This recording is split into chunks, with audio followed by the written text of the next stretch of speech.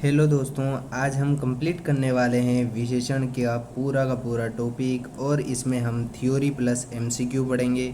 इससे पहले हमने दो वीडियो बनाए हैं जिसमें से हमने सबसे पहले नोट्स के कुछ इमेजेस डाले थे, फिर प्लस एमसीक्यू करवाए थे, लेकिन वो आपको अच्छा नहीं लगा, इसलिए हमने जो है नोट्स भी टाइप फॉर्म में दे दिए हैं। इसके फर्स्ट पार्ट में हम पढ़ेंगे थ्योरी एक्सप्लेनेशन और सेकंड पार्ट में पढ़ेंगे एमसीक्यू। बात करते हैं दोस्तों, विशेषण किसे कहते हैं। तो हिंदी व्याकरण में जो शब्द किसी संज्ञा या सर्वनाम की विशेषता जैसे कि गुण, दोष, संख्या, परिमाण आदि बताते हैं, विशेषण कहलाते हैं। ये तो हो गई दोस्तों विशेषण की परिभाषा। विशेषण के भेद कितने होते हैं। तो विशेषण के मुख्य रूप से चार भेद होते हैं। ये एक पीवाईक्यू भी है दोस्तों। और पहला भेद इसमें जो है गुणवाचक विशेषण। गुणवाचक विशेषण जो रूप, रंग, आकार, गुण, दोष बताते हैं, गुणवाचक विशेषण कहलाते हैं। जैसे कि काला कुत्ता, तो कुत्ता को कैसा है, काला। ईमानदार लड़का, लड़का कैसा है, ईमानदार। पुरानी कार, तो कार कैसी है, पुरानी।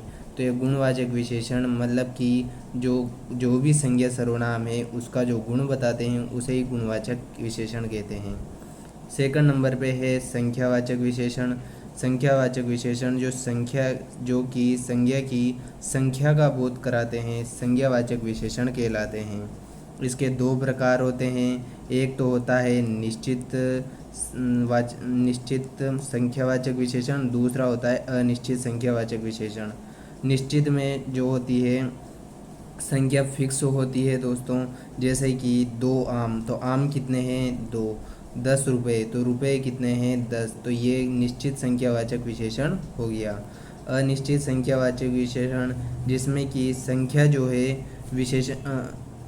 अनिश्चित होती है, कुछ फिक्स नहीं होती है। जैसे कि कुछ लोग, तो कुछ लोग मतलब वो कितने लोग हैं, कोई फिक्स नहीं है।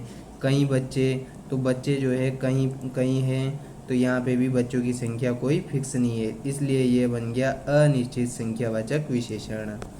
अब इस तीसरे प्रकार के आते हैं परिमाणवाचक विशेषण। परिमाणवाचक विशेषण जो किसी वस्तु की नाप, तोल या मात्रा बताते हैं, परिमाणवाचक विशेषण कहलाते हैं।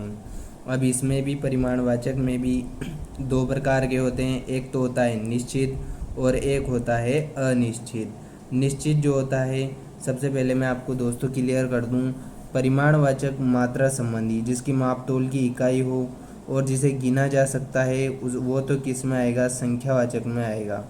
और जिसे गिना नहीं जा सकता है, मापा या तोला जा सकता है, वह परिमाणवाचक में आएगा। इसी प्रकार यहाँ पे निश्चित परिमाणवाचक में देखो, तो यहाँ पे लिखा हुआ है 2 किलो चीनी। तो दोस्तों आप ही बताओ, क्या हम चीनी को गिन सकते हैं क्या, कि 1 चीनी, 2 चीनी। चीनी को अपन को तोलने के लिए इकाई की ज़रूरत पड़ेगी, जैसे कि 2 किलो चीनी। 5 लीटर दूध, तो क्या आप दूध को गिन सकते हैं क्या, नहीं गिन सकते।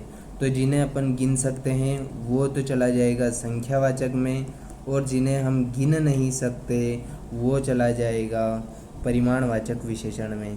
तो इसका पहला हो गया निश्चित, तो यहाँ पे निश्चित संख्या होती है, जैसे 2 किलो चीनी, 5 लीटर दूध। अनिश्चित जिसमें कोई फिक्स नहीं होता है, जैसे कि पानी, थोड़ा पानी। तो थोड़ा पानी यहाँ पे कोई फिक्स है, थोड़ा कितना है, बहुत सारा तेल, तो यहाँ पे कोई लिमिट नहीं दे रखी है, कोई मात्रा नहीं दे रखी है, इसलिए अनिश्चयी परिमाणवाचक विशेषण हो जाएगा। तो दोस्तों आप शुरू से एंड तक बने रहिए, इसमें हम लास्ट में एमसीक्यू जो कि previous year question most important है, जो कि आपको एग्ज़ाम में बहुत ज़्यादा हेल्प करेगी। अब आते हैं सर्वनामिक विशेषण, जो कि विशेषण का लास्ट भाग है। जब कोई सर्वनाम शब्द संज्ञा से पहले आकर उसकी विशेषता बताता है तो उसे ही सर्वनामिक विशेषण कहते हैं। अर्थात सर्वनामिक विशेषण जो होगा वो होगा, सबसे पहले तो सर्वनाम आएंगे और सर्वनाम के बाद क्या आएगा, संज्ञा आएगी। यानी कि संज्ञा से पहले अगर सर्वनाम आ गया तो वह कौन सा विशेषण होगा, सर्वनामिक विशेषण होगा। उदाहरण के लिए यह किताब मेरी है, तो यहाँ किताब क्या है दोस्तों, संज्ञा है, और किताब के पहले क्या आ रहा है, सर्वनाम आ रहा है, तो ये सर्वनामिक विशेषण। ऐसे ही यहाँ पे वह लड़का शरारती है, लड़का क्या है, संज्ञा है, संज्ञा में भी कौन सी है, जातिवाचक संज्ञा। और संज्ञा से पहले सर्वनाम आ गया है कि वह लड़का, तो यहाँ पे क्या आ गया है, सबसे पहले सर्वनाम आया है और फिर उसके बाद संज्ञा आई है, तो वह क्या हो जाएगा, सर्वनामिक विशेषण। ये इसके बाद मैंने नोट में एक प्रकार और आता है जो मुख्य भेद में नहीं गिना जाता है। तो विशेषण के भेद तो 4 ही होते हैं। एक है इम्पोर्टेंट, जब कोई विशेषण शब्द किसी व्यक्तिवाचक संज्ञा से बनता है और अन्य संज्ञा की विशेषता बताता है तो उसे ही व्यक्तिवाचक विशेषण कहते हैं। जब हम किसी जगह व्यक्ति या नाम से कोई विशेषण बना लेते हैं तो उसे ही व्यक्तिवाचक विशेषण कहलाता है। कहीं पे अगर दोस्तों व्यक्तिवाचक यहाँ पर ऑप्शन में दिखे और एक दिखे अपन को गुणवाचक, तो अपन को प्रायोरिटी हमेशा व्यक्तिवाचक को देनी है। गुणवाचक अगर व्यक्तिवाचक नहीं हो तो गुणवाचक को प्रायोरिटी देनी है। जैसे कि उदाहरण के लिए देखें तो यहाँ पे स्थान के नाम से, जैसे भारत है तो भारत एक संज्ञा शब्द है और भारत से भारतीय बना तो ये हो गया व्यक्तिवाचक विशेषण।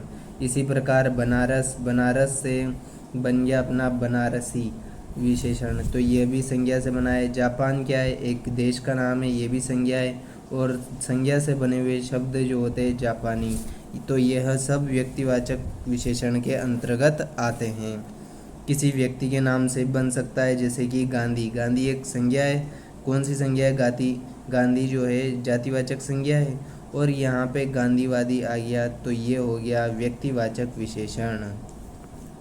इसके बाद गुणवाचक और व्यक्तिवाचक में अंतर क्या होता है दोस्तों, तो गुणवाचक विशेषण जो होता है सामान्य गुण होते हैं, अच्छा, बुरा, काला, ऐसे बताते हैं, जबकि व्यक्तिवाचक विशेषण जो होते हैं हमेशा किसी नाम या स्थान के साथ जुड़े होते हैं व्यक्तिवाचक विशेषण।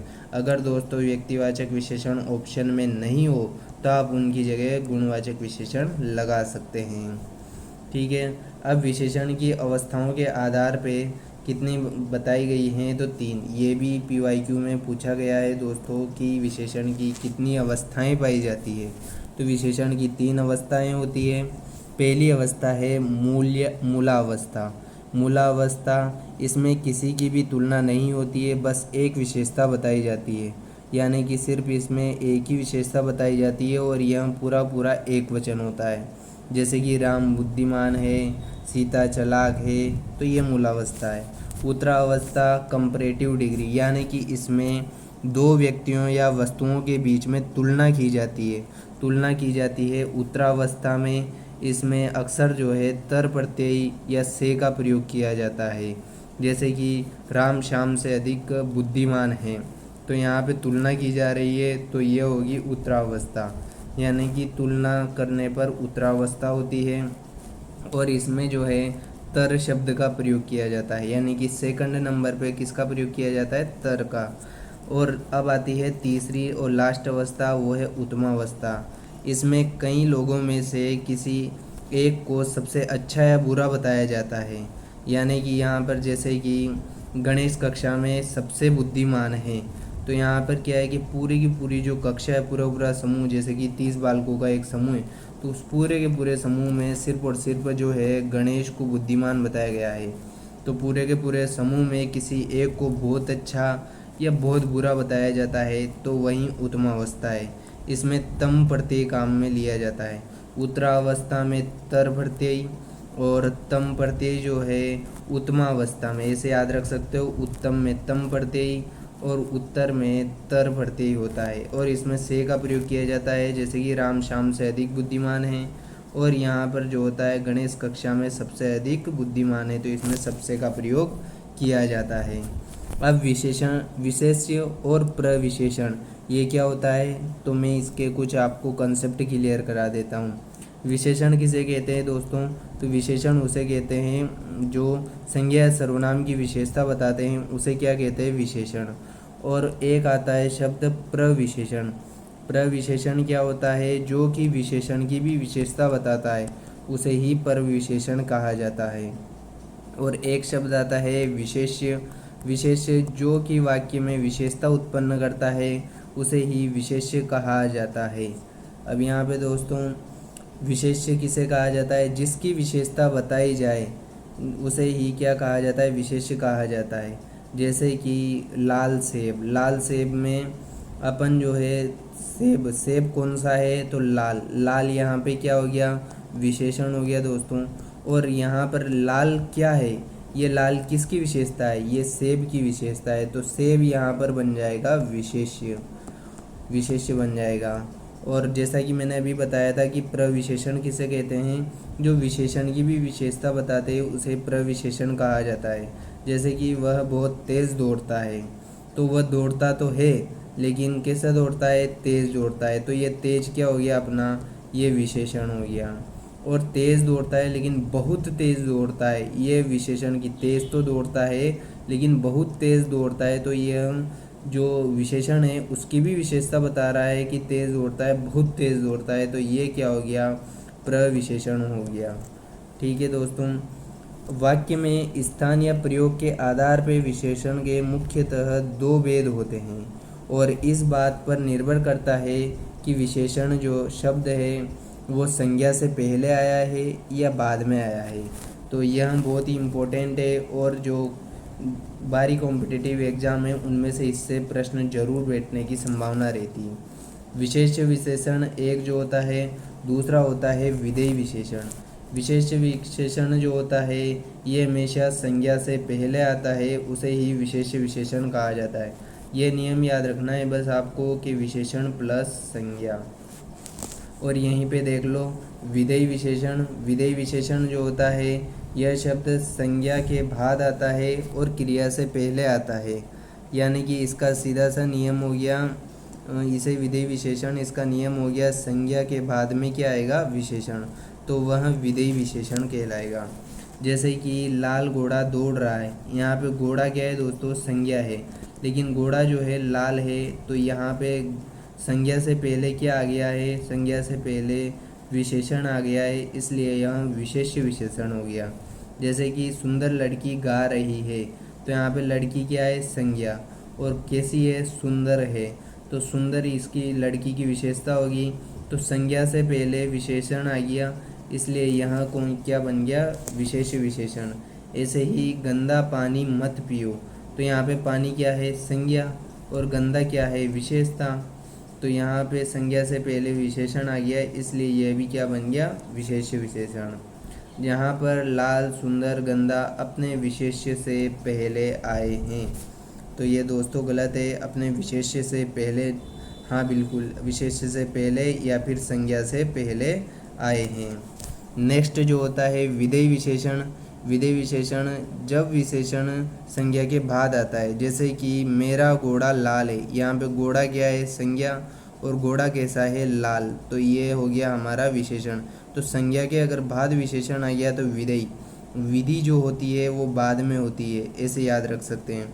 वह लड़की सुंदर है, तो लड़की क्या है, संज्ञा, और लड़की की विशेषता बाद में बताई गई है, इसलिए यह विधेय विशेषण है। यहाँ पानी जो गंदा है, पानी क्या है, संज्ञा, और गंदा क्या है, विशेषता बताई जा रही है, इसलिए विधेय विशेषण। तो विधेय विशेषण जो होता है हमेशा संज्ञा के बाद में आता है। अब इनमें मुख्य अंतर की बात करें तो यहाँ से विशेष विशेषण जो होता है संज्ञा से ठीक पहले आता है, जैसे कि बुद्धिमान बालक। विधेय विशेषण जो होता है हमेशा संज्ञा के बाद आता है, वाक्य के विधेय वाले भाग में आता है, जैसे कि बालक बुद्धिमान है, तो संज्ञा पहले फिर उसके बाद विशेषता बताई जा रही है।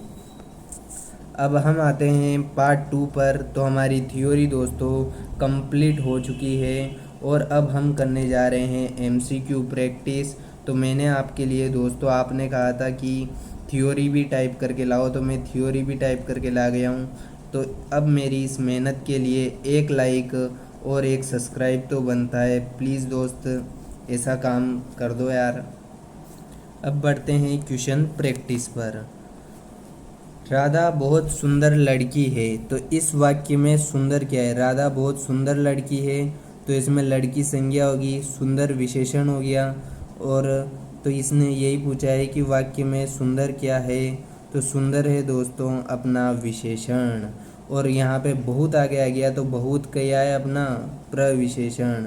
तो राधा जो है बहुत सुंदर लड़की है, तो सुंदर विशेषण हो गया, और बहुत जो है प्रविशेषण हो गया। अगर विशेष्य की बात करें तो इस वाक्य में विशेष्य है, जिसकी विशेषता बताई जाए, तो यहाँ पे विशेषता किसकी बताई जा रही है, राधा की।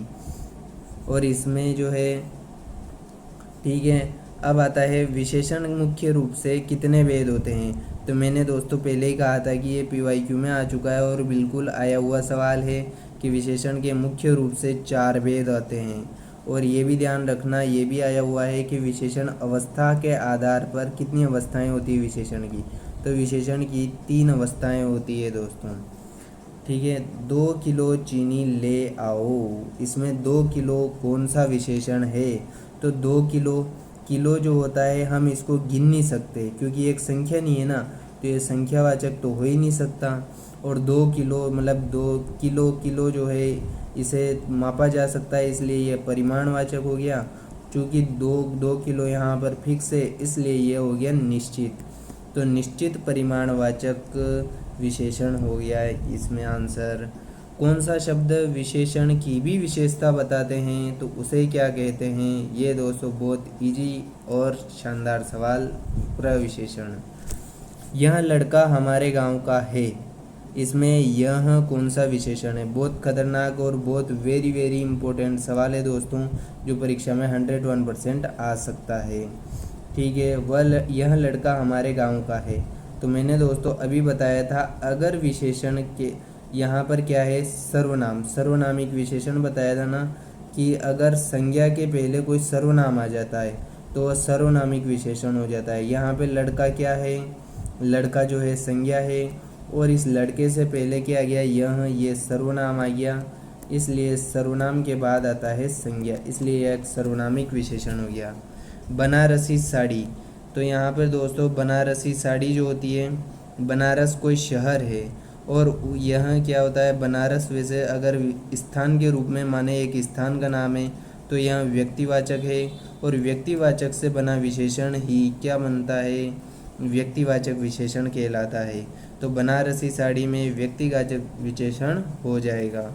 तुलना के आधार पर विशेषण की कितनी अवस्थाएं होती है, तो ये दोस्तों PYQ था और हमने पहले ही बता दिया था कि तुलना के आधार पर विशेषण की 3 अवस्थाएं होती है। कौन कौन सी, एक होती है, तो यहाँ पे 3 अवस्थाएं होती है और तीनों के तीनों नीचे लिखी गई है। मूलावस्था, उत्तरावस्था और मध्यावस्था। मूलावस्था फर्स्ट है, इसमें सामान्य वाक्य आते हैं। उत्तरावस्था में तुलना की जाती है। उत्तमावस्था में सबसे श्रेष्ठ बताया जाता है। राम श्याम से अधिक बुद्धिमान है, तो दोस्तों यहाँ पर की जा रही है तुलना, और तुलना के लिए अपन यह विशेषण की कौन सी अवस्था है, तो दूसरी अवस्था है मूलावस्था। उत्तरावस्था, इसमें तर प्रत्यय भी लगा होता है, और उत्तमावस्था में तम प्रत्यय। यहाँ पर दोस्तों ये भी वेरी इंपॉर्टेंट क्वेश्चन और शानदार कंफ्यूज करने वाला सवाल है। इसमें काली गाय घास चर रही है, इस वाक्य में विशेष्य क्या है, और विशेष्य मैंने अभी बताया था, जो जिसकी विशेषता बताई जाए, जिसकी विशेषता बताई जाए उसे ही क्या कहते हैं, जिसकी विशेषता बताई जाए उसे ही विशेष्य कहते हैं। तो यहाँ पे काली गाय चर रही है, तो काली क्या हो गया, विशेषण हो गया, और घास चर रही है ये क्रिया हो गई। तो गाय जो हो गई हमारी, गाय की विशेषता, गाय कैसी है, काली, तो यहाँ पे गाय की विशेषता बताई जा रही है, इसलिए गाय हमारा क्या हो गया, विशेष्य, इसमें गाय राइट आंसर। मैदान में कुछ बच्चे खेल रहे हैं, इसमें कुछ कौन सा विशेषण है। तो यहाँ पे दोस्तों देखो, बच्चे जो हैं, हम उन कुछ की बात आ जाता है, तो कुछ से तो हमें डायरेक्ट ही पता चल गया कि ये अनिश्चित है। अब कन्फ्यूजन यहाँ पे होता है कि अनिश्चित संख्यावाचक है या फिर अनिश्चित परिमाणवाचक। तो जिसको गिना जा सकता है वो तो है संख्यावाचक, और जिसे मापा या तोला जा सकता है वो है परिमाणवाचक। तो कुछ बच्चे खेल रहे हैं, बच्चों को हम गिन सकते हैं, तो वह हो गया अपना अनिश्चित संख्यावाचक। ठंडी हवा चल रही है, तो यहाँ पे ठंडी स्थान के आधार पे कौन सा विशेषण है। तो हवा तो चल रही है दोस्तों, हवा जो है यहाँ पे हमारी क्या हो गई, संज्ञा हो गई है, और ठंडी जो है गया हमारा संज्ञा की विशेषता बता रहा है। अगर, और हमने अभी एक बात की थी कि संज्ञा से अगर पहले विशेषण आ जाए तो वो क्या बनेगा, हमारा विशेष्य विशेषण। तो विशेष्य आदमी आगे रहता है और विधेय जो होता है पीछे रहता है। यह रास्ता रेतीला है, सॉरी दोस्तों ये गलत टाइप हो गया है, यह जो रास्ता है वह कैसा है, रेतीला है दोस्तों। ठीक है, तो यह रास्ता जो है रेतीला है। इसमें रेतीला के स्थान पर कौन सा विशेषण है, तो रेतीला रास्ता जो है वही फिर से हमारी संज्ञा हो गई, और रेतीला जो हो गया एक विशेषता हो गई। तो यहाँ पे संज्ञा के बाद में अगर विशेषता दे रखे तो वो हो जाएगा हमारा विधेय विशेषण। याद रखना, अगर संज्ञा से पहले आए तो विशेष विशेषण, और संज्ञा के बाद आए तो विधेय विशेषण होता है। शब्द में किस अवस्था में तम प्रत्यय लगाते हैं, तो मैंने बताया दोस्तों कि यहाँ पे तम प्रत्यय उत्तमावस्था में लगाते हैं, और तर प्रत्यय जो होते हैं उत्तरावस्था में लगाया जाता है। तो तम का पूछा है इसलिए यहाँ पे उत्तमावस्था। अत्यंत शब्द का प्रयोग प्रायः किस रूप में होता है, तो अत्यंत जो होता है क्या यह संज्ञा से पहले प्रयोग किया जाता है। जैसे कि मान लो कि यहाँ पर कोई दे रखा है कि अत्यंत कठोर है कोई चीज़, जैसे कि यह चट्टान जो है अत्यंत कठोर है, तो कठोर तो क्या हो गया, विशेषण हो गया, और विशेषण के आगे भी ये लग गया अत्यंत। तो अत्यंत जो है विशेषण की भी विशेषता बताने वाले को क्या कहा जाता है, प्रविशेषण। ठीक है, लास्ट 5 क्वेश्चन और दोस्तों। चार हाथी में चार किस प्रकार का विशेषण है। चार हाथी में आप बताइए दोस्तों। चार हाथी है तो सबसे पहले आगे की बात करते हैं चार। तो यहाँ पे क्या होता है, चार एक निश्चित संख्या है, तो बिल्कुल एक तो निश्चित इसमें आ रहा है और एक इसमें आ रहा है। क्या हम हाथी को गिन सकते हैं, अगर गिन सकते हैं तो यह हो गया हमारा संख्यावाचक। तो निश्चित संख्यावाचक चार हाथी में क्या है, निश्चित संख्यावाचक है। लखनवी अंदाज में लखनवी शब्द क्या है, तो यहाँ पर लखनऊ जो होता है किसी स्थान विशेष का नाम है दोस्तों। अगर स्थान की जो विशेषता बता दे उसे ही व्यक्तिवाचक विशेषण कहा जाता है। बहुत शानदार सवाल। मोहन बहुत तेज़ दौड़ता है। मोहन दौड़ता है ये क्रिया, तेज़ दौड़ता है यह विशेषण, बहुत तेज़ दौड़ता है यह प्रविशेषण। अब इसमें पूछा हुआ है कि इस वाक्य में बहुत क्या है दोस्तों, तो यहाँ पे बहुत तेज, तेज विशेषण हो गया, और विशेषण की भी जो विशेषता बताए उसे ही क्या कहा जाता है, प्रविशेषण। सबसे अच्छा विशेषण कौन सी अवस्था में आता है, सबसे अच्छा, यानी कि मूल अवस्था में तो सामान्य सिंपल वाक्य होता है, और उत्तरावस्था में क्या की जाती है, तुलना की जाती है, और उत्तमावस्था में सबसे अच्छा यानी कि सबसे अच्छा या सबसे बुरा बताया जाता है, तो ये होगी उत्तमावस्था। और संज्ञा सर्वनाम लास्ट पेज दोस्तों। संज्ञा या सर्वनाम की विशेषता बताने वाले शब्दों को क्या कहा जाता है, तो उनको ही हम क्या कहते हैं, विशेषण। जाते जाते आसान सवाल, और इसका क्वेश्चन ये है दोस्तों आपके लिए होमवर्क। इसका आंसर आप कमेंट में ज़रूर दीजिए, और कैसी लगी क्लास ये भी बताइए। वह कार मेरी है, इसमें वह शब्द क्या है, वह कार, तो दोस्तों सबसे पहले आप ये बताओगे, लेकिन मैं इसमें थोड़ी सी हिंट दे देता हूँ। हिंट ये है दोस्तों कि यहाँ पे कार जो है संज्ञा शब्द है, और वह जो है सर्वनाम शब्द है। तो अगर संज्ञा से पहले सर्वनाम आए तो वह क्या होता है, आपको पता ही है दोस्तों। तो इसका आंसर आप कमेंट में ज़रूर बताइए कि ABCD क्या आएगा। थैंक यू, आप मैंने इतना बोला और आपने इतना सुना, इसके लिए।